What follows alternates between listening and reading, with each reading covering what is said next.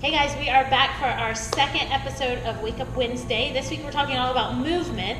If you'll remember that our 4 cornerstones of health here at Haka Fitness are nourishment, movement, enjoyment, and fulfillment. So week 2 of the month, and so we're going to touch on movement. And today we're going to talk all about the squat. The squat is absolutely just critical, and we're going to give you all kinds of background on it. But we also have a lot of people who come to us that, number 1, can't squat, or crap, and number 2, maybe they think they shouldn't squat. They have bad knees or those kinds of things like that. And so we're going to talk a little bit about all those aspects and kind of show you how, if you're not squatting, how you can build up to that properly and doing it right, and even kind of talk about why it's so important to do it right. So this is Jake. He's not Jake. He's not Jake the intern anymore. He's now real Jake. He's legitimate. He's got a CSCS and he works for us. We're very proud to have Jake on staff here. Just another reminder, I have to tell everybody, I know it's so ego-driven, but I am more than 6 months pregnant now, so this is not what you look like when you work out at Haka, unless you meet the love of your life at Haka maybe, but anyways. We are the land of unicorns here at Haka. That's right, a unicorn watering hole. So let's start out, first of all, I want to talk about from like a ancestral, historical perspective, the importance of the squat. So in the ancestral health movement, so that involves everything from like the paleo diet to a more functional way of working out, the squat is viewed as absolutely critical. And if you think of that historically, like Indians, cavemen, whatever, us not being able to squat would literally mean death for you. So you think about that, that's fundamental. You have to squat to poop, right? So pooping is absolutely necessary, otherwise you would poop all over yourself. The hair getting me. And then you would be dirty and infectious and gross and all those things like that. So the inability to squat, losing that ability to squat, would literally, have a massive impact on your health and your life.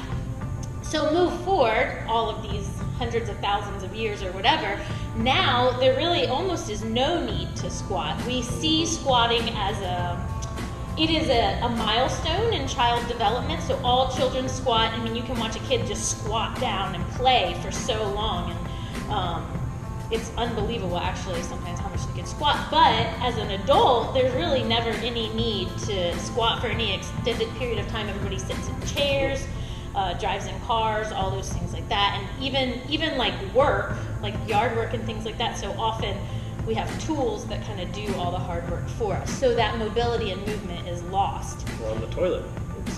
Even on the toilet. It's not a real squat anymore. No, you know what's so crazy? Okay, this is totally random, but I went to a girlfriend's house the other day, and she has like a little older house, not even that old, but like 1970s or something like that. And I had to go to the bathroom, and I went, and like I was going down to sit on the toilet, and I'm like, where is it? Where? And it was so far down because my house was built in 2006. So like at home, I'm like on a throne or something. It's pretty funny that you mentioned that. So yeah, the toilets are like even so much higher. But so I just want to drop a little bit of just 2 quick little scientific studies on you so you can kind of see the importance.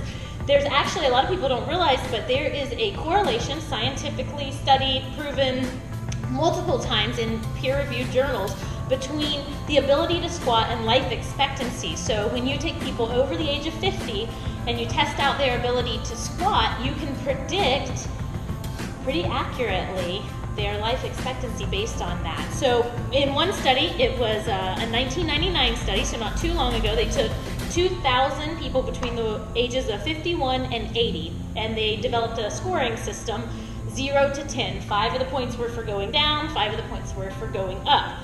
And that if you scored less than 8 points on the sitting and squatting test, so squatting to a sitting position and then standing back up, no use of hands, no loss of balance, not getting clumsy, not plopping, those are all ways you could lose points. If you scored less than 8, you were twice as likely to die in the next 6 years. So that's pretty substantial. And when you think about how many people that we have come through the doors that literally can't squat to a chair and stand back up without using their hands. Right. And you think, of course, about seniors, who quickly lose that ability and how afraid they are of falling. And when you get to special populations and training special populations, you learn that, the fall is the beginning of the end for a senior citizen, like a break or something like that. So one other little study that we'll give you real quick. This is kind of fun because you can try this one at home. So the British Medical Journal put out in 2014. They studied like 50 to 55-year-old men and women, and they found 2 tests. And so you stand up and you stand on one foot and you close your eyes, and you have to be able to maintain balance for 10 seconds with your eyes closed on one leg and then on the other leg. And then you do 1 minute with like your hands just like out in front of you like this, just standing and sitting. And you're supposed to be able to get over 37 times in a minute. And then those people who can do those 2 things had a lower risk of death over the next 13 years. So those are 2 little tests you can try at home. You might be surprised, the stand on your leg with your eyes closed thing is harder than you think. That is harder than you think, yeah, definitely. Okay, so that's kind of a little bit of background on squat. Jake personally loves squatting. It's like his favorite. I do love to squat. It's my fave. It's your fave. It involves your calves. You gotta have plenty of mobility at the ankle and calves. Calves, or ankle mobility, hip mobility. Hips, your hips have to hinge. A lot of people mess that up. They kind of come forward in the squat rather than sitting back in a squat. You have to have tight hamstrings. That's always a limiting factor. IT band too. That can give you IT that band. knee valgus. So there's a lot of mobility you need in the lower body to really make the squat happen. Shoulders for a lot of people. If you have a bar, the shoulder can definitely get in the way. I mean, it's a full body. The squat is a full body lift. So really, you're going to have people who have limitations everywhere. And if one link in that chain is off, it's going to throw off the entire thing. So what would you say? So like to me, I'm a front squat person. I love the front squat. I think the front squat, full range of motion, weighted, is like the ultimate to me, because you've got wrist mobility, you've got some shoulder mobility, you've got, hip, ankle, you got glute strength, you've got, again, like the shoulders and upper body, the torso all have to be strong. You prefer the back squat though, don't you? I prefer the back squat. For people who can back squat properly, I think the back squat, really can get I think the back squat is the best, but for general people, as long as you are able to get into that proper front rack position, I think the front squat is probably the safest option for most people. But if you do have the option of back squatting, I would say that's fine. Well, you can do more weight when you back squat. Yeah. So front squat, you definitely have a limiting factor of having to hold it in that position. So you can't do as much weight, but I find that it makes people shift back more. So with the back squat, often people fall forward. Most people definitely have better form with a front squat than a back squat, simply because if you don't have proper form in a front squat, you can't cheat a front squat. You can cheat a back squat. You can't really cheat a front squat. Yeah, definitely. Okay, so we're going to show you a couple mobility exercises, and we're going to start with the very first basic squat, because what we don't want you to do is be like, Becca and Jake said I should squat, I need to go over to Planet Fitness or whatever and load up a big barbell and just start squatting, because that's not actually true. We actually want you to move well first before you squat, because if you're squatting wrong, you are definitely putting lots of your joints at risk, and you're not getting all the benefits that you could get from that. So we're gonna just cut over, and I'm gonna show you a couple mobility exercises, and then Jake's gonna show you some more of the more heavier advanced squatting technique. All right, so come on over with us. So first things first, I wanna talk a little bit about the mobility side of a squat. You've got to have really good mobility in the ankle and the calf and the hamstrings and the hips and the glutes. So that lower body mobility is really important. I'm going to start out by showing you on the ground. Okay, so this is an exercise. Every time that we bring it out at Haka Fitness, everybody complains about it. They hate this one, but that's because they need it, and that's what I'm telling you too. You need it. So we call this exercise the roly-poly. So you're in.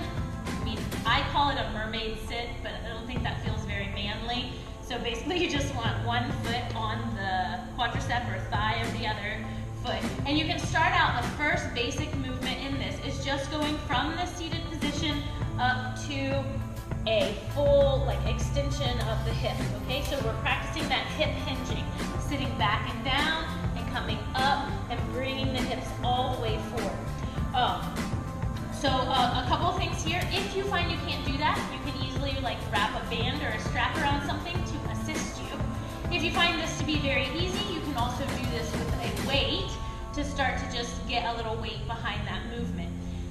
Adding on to that movement is the full roly-poly. So you would come all the way up, full hip extension, full hinge down, you come up, don't move your feet, and then just drop to the other side, all the way up, all the way down, don't move the feet, and drop to the other side.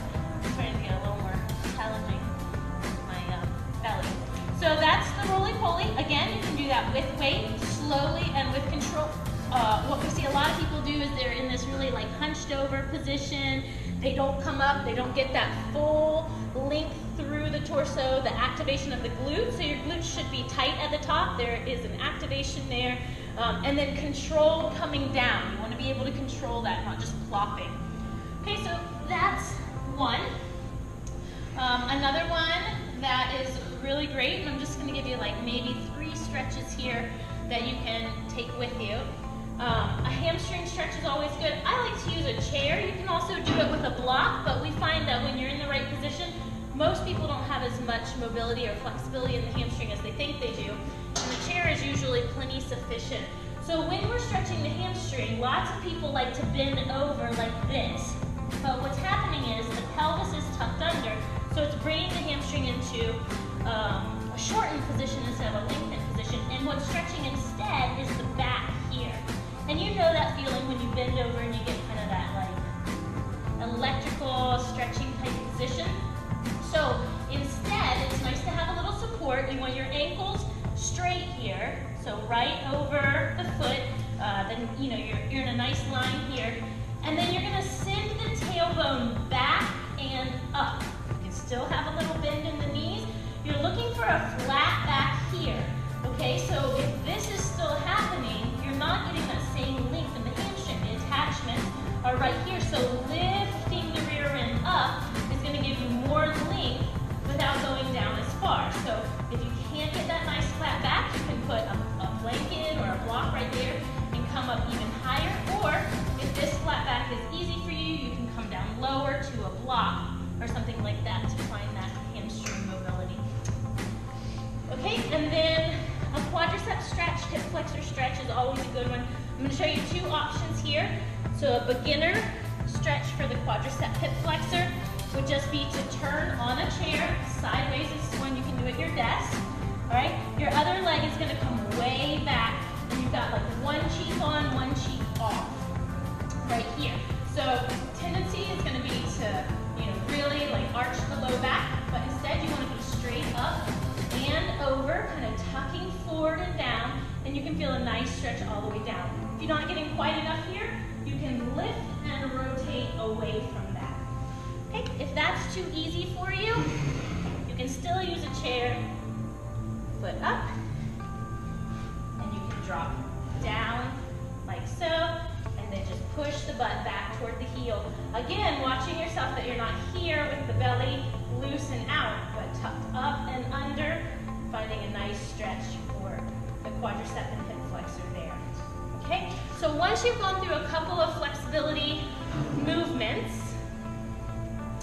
a nice beginner squat. If you're struggling just to like get out of a chair without putting your hands down, a nice beginner squat is to have that chair behind you.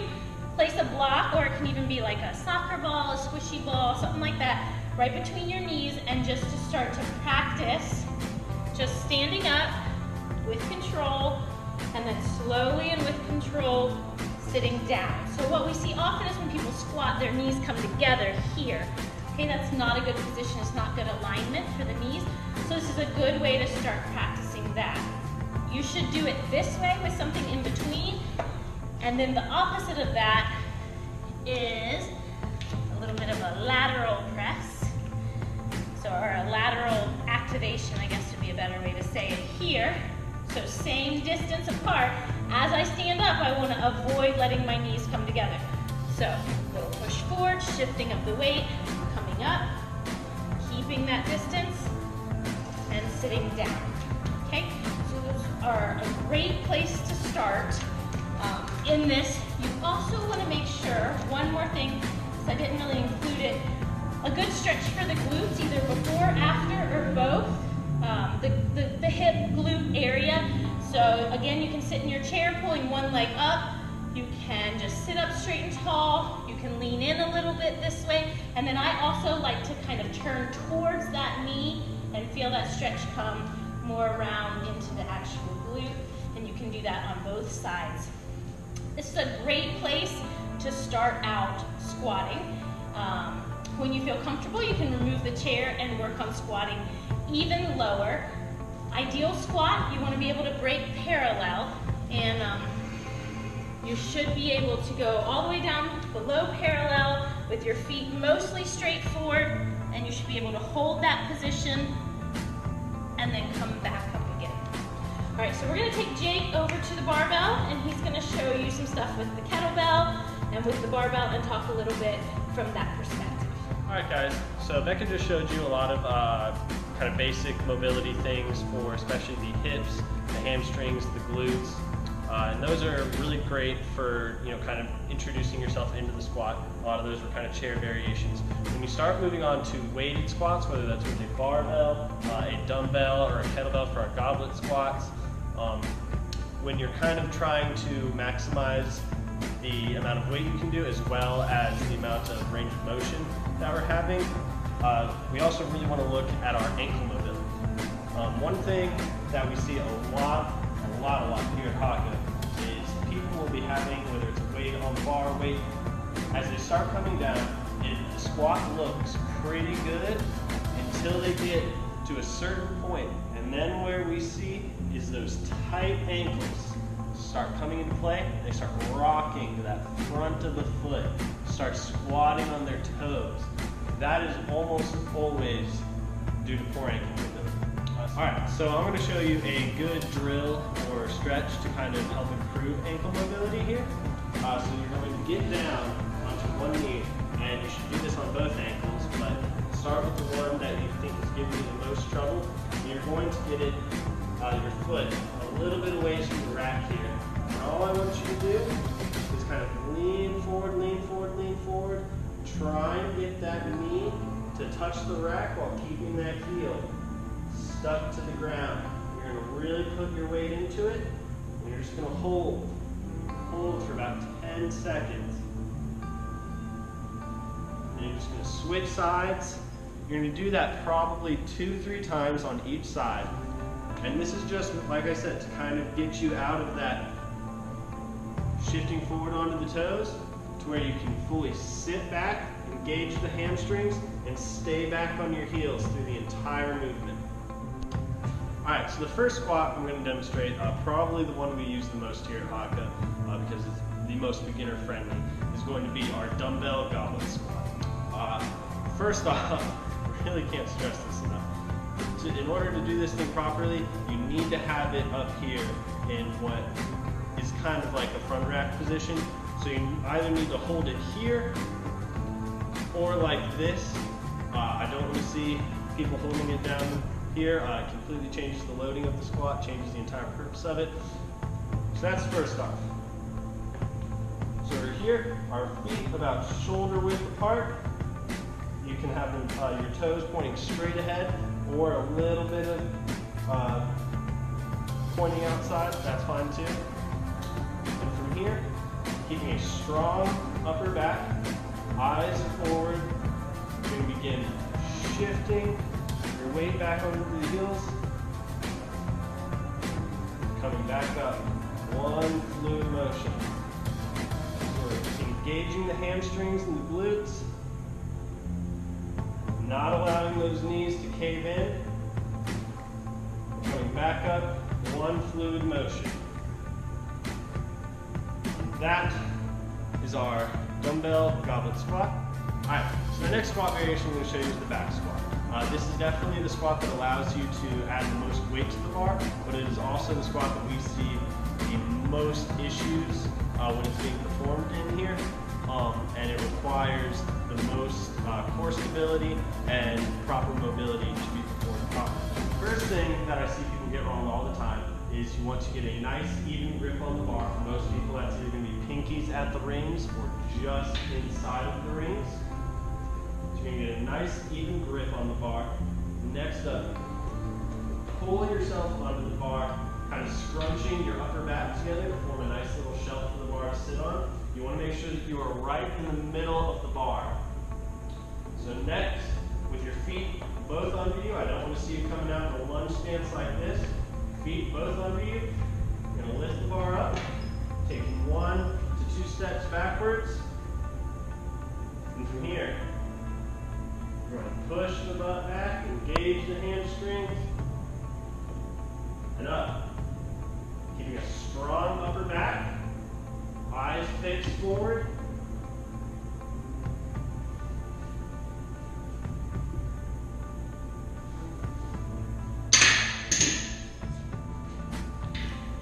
That's our barbell back squat.